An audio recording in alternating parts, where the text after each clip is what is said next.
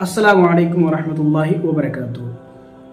ابھی بہت سارے لوگ یہ کہتے ہوئے نظر آ رہے ہیں کہ قربانی کے وقت مسلمان وہ ہتھیا کرتے ہیں اور جاندار کو یعنی کہ جانوروں کو ظلم کرتے ہیں، ان کے اوپر ظلم کرتے ہیں اور ان کے اندر بالکل رحم نام کا کوئی چیز نہیں ہے، یعنی کہ ان کو قربانی سے صاف صاف اختلاف ہے۔ تو میں ان سے صرف یہ پوچھنا چاہتا ہوں کہ ایک تو مسئلہ ہے جانور کو نقصان دینا اور ان کو تکلیف پہنچانا، دوسری چیز ہے قربانی کرنا۔ تو پہلی بات تو یہ ہے کہ قربانی کس کے یہاں نہیں ہے اور کون ایسا شخص ہے جو قربانی نہیں دیتا ہے۔ اگر دیکھا جائے تو ہر مذہب میں، کرسچینٹی میں وہاں بھی قربانی ہے، یہودیت میں وہاں بھی قربانی ہے، اور اس کے علاوہ ہندوازم میں بھی قربانی ہے۔ ایسا ہو ہی نہیں سکتا ہے کہ ان کے یہاں پہ قربانی کے بغیر عبادت ہو جائے، بلکہ ان کے یہاں تو ڈائریکٹ ایک ہی وار میں بکرے کو کاٹا جاتا ہے۔ اس وقت شاید یہ لوگ سوئے ہوئے رہتے ہیں اور ان کو خبر نہیں ہوتی ہے۔ دوسری چیز جان کو تکلیف پہنچانا، یعنی کہ جاندار کو تکلیف پہنچانا، ان پر ظلم کرنا، کہ اگر بکرے کی قربانی میں اس کو تکلیف ہوتی ہے تو کیا چوہے کو مارنے میں اس کو تکلیف نہیں ہوتی ہے؟ اسی طرح اور بھی مچھر ہے، مکھی ہے، پرندے ہیں، طوطا ہے، یا پھر اسی طرح کبوتر ہے، کہ ان کے مارنے میں ان کو تکلیف نہیں ہوتی ہے؟ بالکل تکلیف ہوتی ہے۔ تو پھر یہ اعتراض کرنا کہ صرف مسلمان ہی تکلیف دیتے ہیں، ظلم کرتے ہیں، یہ کیسے درست ہو سکتا ہے؟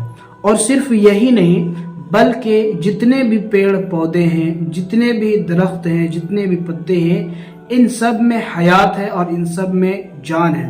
تو کیا اگر ہم یہ کہیں کہ ان کو توڑنے پہ بھی ان پر ظلم کرنا ہے تو کیا یہ بات غلط ہے؟ بالکل بھی نہیں۔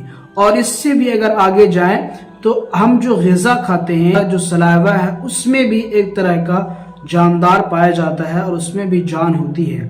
کیا ہم اس کو جو اندر کھا جاتے ہیں یہ ظلم نہیں ہے؟ اسی طرح ہر وہ شے جو کھانے والی چیز ہے، چاہے وہ دال ہو، چاہے سبزی ہو، چاہے آپ جتنے مرضی شاکاہاری چیز کھا لے، ہر ایک کے اندر جاندار شے ہے اور اس کے اندر حیات رہتی ہے۔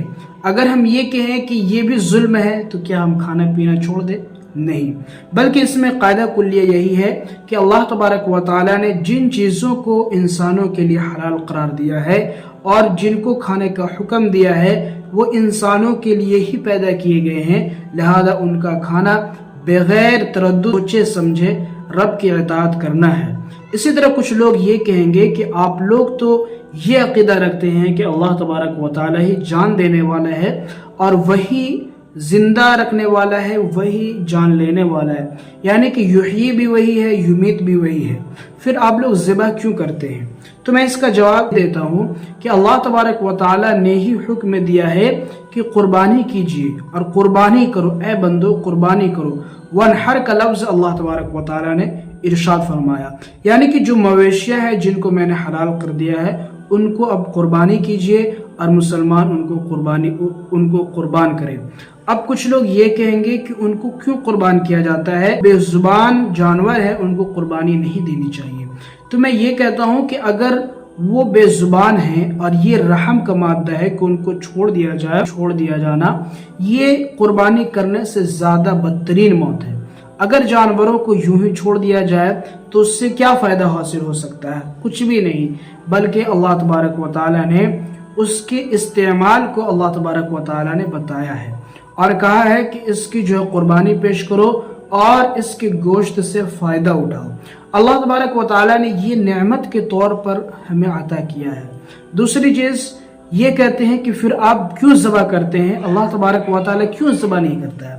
تو میں یہ بتا دینا چاہتا ہوں کہ اللہ تبارک و تعالیٰ نے انسان کو اپنا خلیفہ بنایا ہے اور وہ تمام احکام کے کرنے میں انسان خلیفہ ہے رب تعالیٰ کا، یعنی کہ اللہ تبارک و تعالیٰ کے احکام کا پابند ہے، یہی خلیفہ کا مطلب ہے۔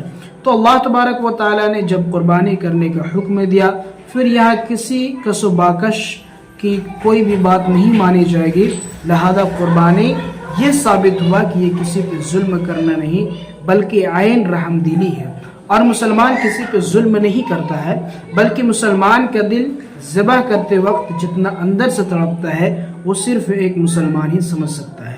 لہذا یہ کہنا کہ مسلمان ہی جیو ہتیا کرتا ہے یا مسلمان ہی ظلم کرتا ہے، یہ غلط ہے اور سراسر